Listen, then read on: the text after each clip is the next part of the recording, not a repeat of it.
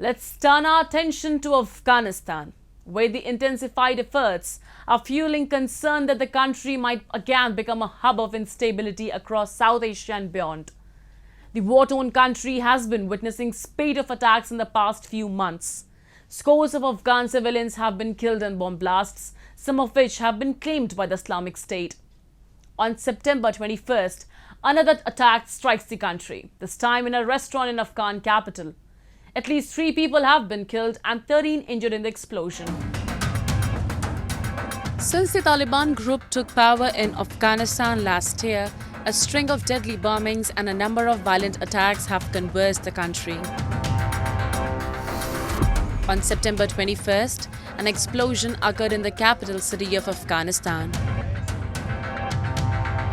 At least 3 people have been killed and 13 injured in the blast. The blast took place in a restaurant in the city's western Dehmazang neighborhood. A police team also arrived in the area to find out the cause of the blast, whether it was an accident or the result of an attack. Unverified images on social media appear to show a number of bloodied corpses lying amid a scene of devastation outside the restaurant in the Afghan city. No group has yet claimed responsibility for the deadly explosion.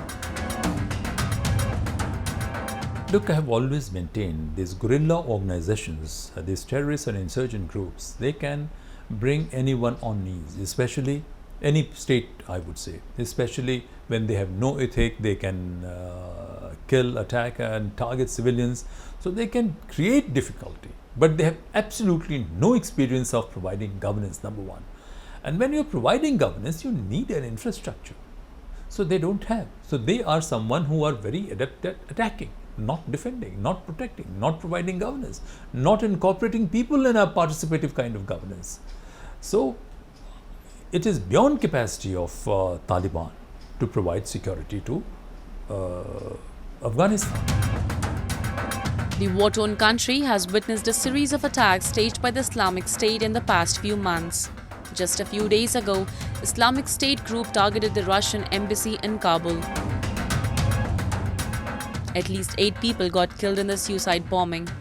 According to sources, the bomber detonated the explosive near the entrance of the building in the southwestern part of the capital. 2 members of the embassy staff are among the dead and as many as 15 others were injured. Islamic State has emerged as the most potent enemy of the Taliban.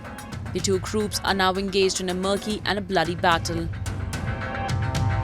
The security situation in the country, which had improved after the end of fighting following the Taliban takeover, is seen to be deteriorating.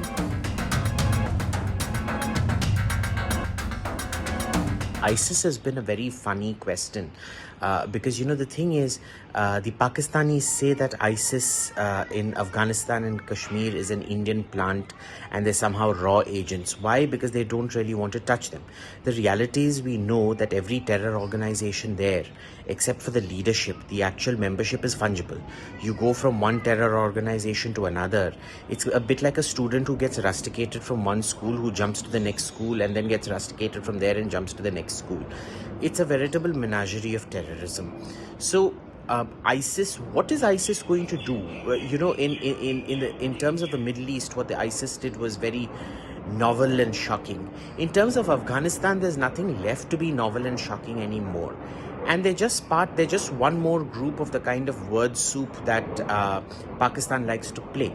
And essentially what Pakistan is doing is they're showing the Haqqanis, hey, if you don't comply and behave as supplicant as you used to, we have this new kid on the block.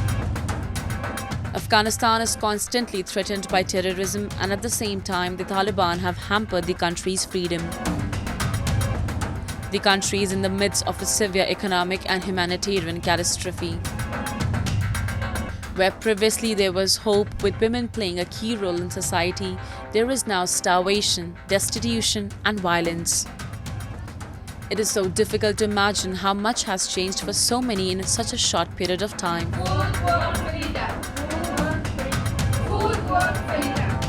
The people of Afghanistan had hope for peace and an end to wars to better their lot, but not at the expense of the past 20 years' worth of accomplishments. Afghanistan's seemingly endless war appears to be far from over.